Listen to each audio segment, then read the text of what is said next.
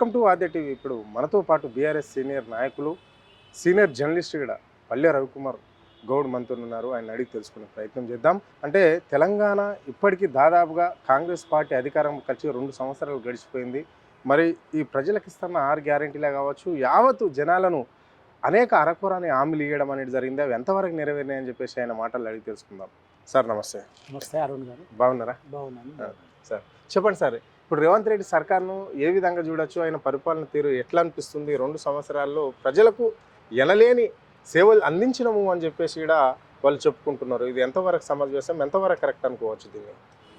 ఇప్పుడు అరుణ్ గారు, రేవంత్ రెడ్డి ప్రభుత్వం కాంగ్రెస్ పార్టీ అధికారంలోకి వచ్చే ముందు 420 హామీలని, మోసపూరిత హామీలని ఇచ్చింది. వేటిని కూడా నెరవేర్చలేదు. నిజంగా మేము అన్నీ నెరవేర్చినామని వాళ్ళు అనుకుంటే ఈ 2 ఏళ్లలో, 2 ఏళ్ళు పూర్తయింది, 3వ సంవత్సరం నడుస్తుంది అనుకుంటే, ఏ వర్గాన్ని మీరు ఇచ్చినటువంటి హామీనో, మీరు ఇచ్చిన హామీ ఉన్న పుస్తక రూపంలోనే ఉంది. ఏది కూడా నోటి మాటగా చెప్పలే.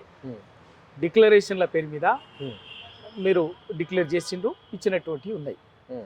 ఏ హామీ, మీరు ఇచ్చిన హామీ ఏంది, ఇవాళ దాని పరిస్థితి ఏందో చెప్పండి. నిరుద్యోగులకు ఇస్తామన్న 2 లక్షల ఉద్యోగాలు ఇచ్చిందా చెప్పండి. ఒకటి, బీసీ రిజర్వ్ డిక్లరేషన్ పేరు మీద బీసీలకు స్థానిక సంస్థల్లో విద్యా ఉద్యోగాల్లో 42% రిజర్వేషన్లు కల్పిస్తామని చెప్పారు. కల్పించిందా చెప్పండి. 42% ఇవ్వకపోగా ఉన్న 24ని 17% అమలు చేసిండ్రు. అది కనిపిస్తూనే ఉన్నది. 2, మహిళలకు పెళ్ళిళ్ళకి కేసీఆర్ తులం బంగారం ఇస్తున్నాడు. మేము కేసీఆర్ 1,00,000 రూపాయలు ఇస్తున్నాడు కళ్యాణ లక్ష్మి పేరు మీద, దానికి కలిపి తులం బంగారం ఇస్తాము అని చెప్పేసి చెప్పారు. మరి ఏ పెళ్లికి ఇచ్చారో, ఏ పెళ్లి పందికిలోకి పోయినా అడిగితే చెప్తారు. రైతు బంధు కేసీఆర్ బిచ్చమేసినట్టు ఒక్క 2 పంటలకి ఇస్తున్నాడు.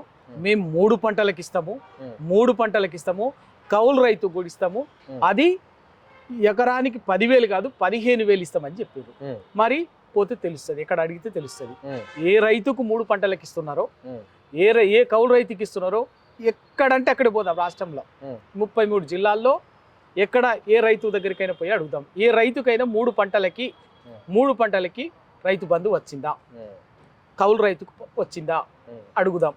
3వది, ఇవాళ ఇప్పటికీ ఈ సీజన్ అయిపోయి ఆల్మోస్ట్ ఈ సంవత్సరం సీజను ఇచ్చినటువంటిది ఏంటంటే ఇంకా ఇప్పటికి రాలే రైతు బంధు. ఇప్పటికి రాలే, ఇవ్వలే. ఈ 2 సంవత్సరాల కాలంలో అన్ని ఎగ్గొట్టిరు. ఇచ్చింది 2 సార్లు. అంతకుముందు ఒకటి, ఎన్నికలకు ముందు కేసీఆర్ గారు ఇవ్వటానికి సిద్ధపడి అంతా రెడీ చేసి పొద్దుగల దాన్ని ఎలక్షన్ కమిషన్ దగ్గరికి పోయి ఆపించినటువంటి దాన్ని కూడా ఇవ్వటానికి 6 నెలలు పట్టింది. తర్వాత ఒకటి ఇచ్చారు. ఇప్పటికెన్ని నిజంగా కూడా ఎన్ని సీజన్లకు రావాలి రైతు బంధుకి? మీరు చెప్పే లెక్కల 6 సార్లు రావాలి రైతు బంధు. మీరు చెప్పేదాని ప్రకారంగా 6 సార్లు రావాలి. 7వది కూడా ఇవ్వాలి. ఎందుకంటే అంతకుముందు ఉన్నది కాబట్టి ఇచ్చింది మీరు, అది ఒకటే. 7 రైతు బంధులు రావాలి మీరు ఇచ్చిన హామీ ప్రకారంగా. ఎన్నిసార్లు రైతు బంధు ఇచ్చారో చెప్పండి. రైతులు పోతే అడిగితే తెలుస్తుందా? మళ్ళీ రైతు బీమాని ఎగరగొట్టిరు.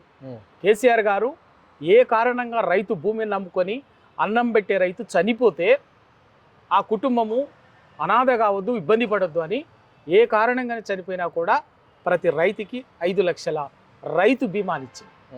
16,000 కోట్ల రూపాయలని 8-9 ఏళ్లలో ఇచ్చినటువంటిది. మీరు ఏం చేశారు? దాన్ని కూడా ఆఖరికి దాన్ని కూడా ఎగ్గొట్టింది. ఇట్లా చెప్పుకుంటా పోతే ఏ విషయంలో చెప్పండి. ఆడపిల్లలకి చదువుకున్నటువంటి ఆడబిడ్డలకి, కాలేజీ స్థాయి ఆడబిడ్డకు ఇంటర్మీడియట్ నుంచి ఆ పైన చదువుకున్నటువంటి ఎలక్ట్రిక్ బైక్ ఇస్తామంటుంది. మరి ఏ కాలేజీకో పోదాం, కాలేజీలో పోదాం, ఆడపిల్లల్ని అడుగుదాం. ఏ ఆడబిడ్డకు మీరు ఇచ్చిన మోటార్ బైక్ మీద తిరుగుతుందో అడుగుదాం. అట్లాగే 5 లక్షల కార్డు ఇస్తామని చెప్పారు. ఎడ్యుకేషన్ కార్డు ఇస్తామన్నారు స్టూడెంట్కి, హయ్యర్ ఎడ్యుకేషన్ కోసం. ఎవరికి ఇచ్చారో అడుగుదాం. ఇవన్నీ వాస్తవాలు కదా. అట్లాగే దళిత బంధు, కేసీఆర్ దళిత బంధు 10 లక్షలు ఇస్తున్నాడు. మేము అంబేద్కర్ అభయహస్తం పేరు మీద 12 లక్షలు ఇస్తామని చెప్పేసి రెచ్చగొట్టిండ్రు. మరి ఏది ఉన్న దళిత బంధుకి ఎగనామం పెట్టిండ్రు. అప్పటికే శాంక్షన్ చేసినట్టు నియోజకవర్గానికి ఒక ప్రతి నియోజకవర్గంలో శాంక్షన్ చేసి ఇచ్చిన అలాట్మెంట్ అయినటువంటి వాళ్ళని రద్దు చేసిరు తప్పితే మీరు ఇప్పటి వరకు ఒక్కరికి దళిత బంధు పేరు మీద రాష్ట్రంలో ఏ ఒక్క నియోజకవర్గంలోనైనా ఒక్కరికన్నా ఇచ్చిందా? ఆ దళిత బంధు పేరు ఏదైనా పెట్టండి. అంబేద్కర్ అభయహస్తం అన్నారు, దళిత బంధు కాదు, అంబేద్కర్ అభయహస్తం పేరు మీద ప్రతి దళిత యువకుడికి 12 లక్షల రూపాయలు ఆర్థిక సాయం చేస్తామన్నారు. మరి ఏ యువకుడికి సాయం చేస్తారో పోదామని. ఇట్లా మహిళలకు ప్రతి మహిళకు ఇంటికి ప్రతి మహిళకు నెలకు 2500 చొప్పున ఆర్థిక సాయం చెప్పేసి అకౌంట్లో వేస్తామని చెప్పారు. ఎవరికి వస్తుంది? ఎవరికి ఇచ్చింది? ఎక్కడ ఇచ్చింది? ఇవి కదా మీరు ఇచ్చినటువంటి హామీలు, 420 హామీలు. అట్లాగే కులాల వారిగా చూస్తే ముదిరాజులను బీసీఏల నుంచి బీసీడీ నుంచి బీసీఏలకు చేరుస్తామన్నారు. గౌళ్లకు కేసీఆర్ ఇచ్చేటటువంటి వైన్ షాపులలో 15% రిజర్వేషన్లని 25%కి ఇస్తామని చెప్పేసి చెప్పిండ్రు. అట్లాగే ఒక్కొక్క కులానికి పద్మశాలి, చేనేత కార్మికులకు, మిగతా అందరికి ఒక్కొక్కరికి ఇవన్నీ చేస్తుంది. ఏ హామీ నెరవేర్చిందో ఇవాళ ఎక్కడికి పోయి రచ్చబండలో ఏ ఊరి రచ్చబండ దగ్గర మాట్లాడదామన్నా మాట్లాడటానికి సిద్ధంగా ఉన్నా చెప్పండి. ఇవి కదా వాస్తవాలు. ఈ మోసం చేసి ఇవాళ మేము అన్ని చేసినాం ఓ అద్భుతంగా పోతుంది, ఏదో రైజింగ్ తెలంగాణ అని చెప్పేస్తే సిగ్గుండాలి మాట్లాడటానికి. రైట్, మీరేమో ఏది ఇయ్యలేదు అని చెప్పేసి మీరంటే ముఖ్యమంత్రి చెప్తున్నాడు ఇక్కడ రైతులకు ఏకకాలంలో 2 లక్షల రుణమాఫీ చేశాము, రైతు భరోసా డబ్బులు ఇచ్చాము, ఇందిరమ్మ ఇండ్లు ఇస్తున్నాము, కొత్త రేషన్ కార్డులు ఇచ్చాము, సన్న బియ్యం ఇస్తున్నాము, మళ్ళీ ఎవరైతే ఇట్లా వృద్ధాప్తి పెన్షన్లు ఇస్తున్నాము, మళ్ళీ ఏదైతే 2500 ఇస్తామన్నామో అవి ఇచ్చాము, సబ్సిడీ గ్యాస్ ఇచ్చాము, ఉచిత కరెంట్ ఇస్తున్నాము, కాబట్టి ప్రజలు ప్రజాపాలన వైపు ఉన్నారు, కళ్యాణ లక్ష్యం కూడా ఇస్తున్నాం, కాబట్టి ప్రజలు ప్రజాపాలన వైపు ఉండి కాంగ్రెస్ పార్టీకి పెద్దపీట సర్పంచ్ ఎన్నికల్లో వేయడం జరిగింది, గ్రామ పంచాయతీలో మంచి తీర్పు వచ్చింది మాకు అని చెప్పేసి కూడా ముఖ్యమంత్రి చెప్తున్నాడు. ప్రజాపాలన ప్రజలందరూ గుండెలకు అతుక్కుంటున్నారు అని చెప్పేసి కూడా ఆయన అంటున్నాడు. మరి అరుణ్ గారు, నేను ఇప్పుడే నేను అడిగింది అయితే అబద్ధం కాదు కదా. రైతుల దగ్గరికి పోదాం, మహిళల దగ్గరికి పోదాం, విద్యార్థుల దగ్గరికి పోదాం, బీసీల దగ్గరికి పోదాం, కులాల వరకుల దగ్గరికి పోదాం. మీరు డిక్లరేషన్ల పేరు మీద ఇచ్చిన హామీ ఏంది, ఇవాళ అమలు అవుతున్నది, ఏదైనా అయింది అడుగుదాం, వాస్తవం తెలుస్తుంది కదా. ఇక హైదరాబాద్లో సెక్రటరియట్లో చాంబర్లలో కూర్చొనో లేకపోతే ఎక్కడో ఇళ్లలో బంగ్లాలలో కూర్చొని మాట్లాడటం కాదు. తెలంగాణలో ఎక్కడికైనా రచ్చబండ దగ్గర పోదాం. మీరు ఇచ్చినవి 420 హామీలు చెప్పిండ్రు. ఆ 420 హామీలలో ఏది నెరవేరింది ఏది అని చెప్పేసి మీరు రైతు రుణమాఫీ అన్న 2 లక్షలు వాస్తవమే కదా. ఏం చెప్పినారు మీరు ఆ రోజు? 65 లక్షల మందికి రైతు రుణమాఫీ 2 లక్షల చొప్పున అని చెప్పిండ్రు. 65 లక్షలు మీరే చెప్పారు లెక్కలు. 65 లక్షల మంది రైతులకి 40,000 కోట్ల రూపాయలు అని చెప్పేసి చెప్పింది మీరే, అంతే కదా. మరి 65 లక్షలకు ఎంతమందికి చేసిరు, ఏం చేసిండ్రు, అది కూడా లెక్క మీరు చెప్పారుగా, మీరే చెప్పారు. 20,000 కోట్లు, 25 లక్షల మంది రైతులు.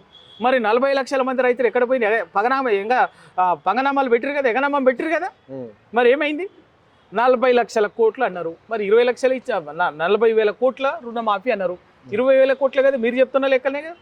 మరి అదే కేసీఆర్ గారు 2 దఫాలుగా తెలంగాణలో రైతాంగానికి 8.5 ఏళ్లలో అప్పటికే 30,000 కోట్లని రైతు రుణమాఫీని చేసిండు.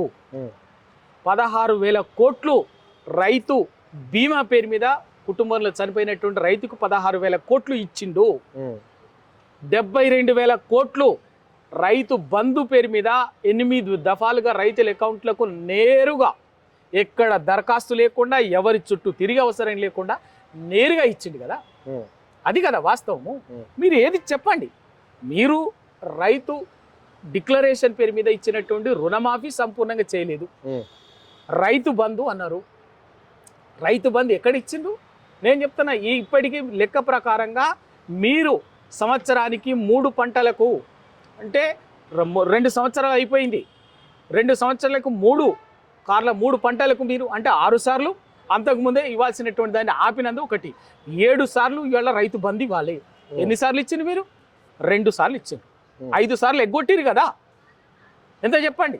ప్రతిసారికి ఇప్పుడు సంవత్సరానికి ఎంత రైతులకు ఎగ్గొట్టింది? ఎంత? ప్రతి సంవత్సరానికి రైతులకి రైతు బంధు పేరు మీద దాదాపు 13,000 కోట్లు 2 సంవత్సరాలు ఎగ్గొట్టింది కాదు. గదే మీరు రుణమాఫీ పేరు మీద 20,000 కోట్లు ఇచ్చారు.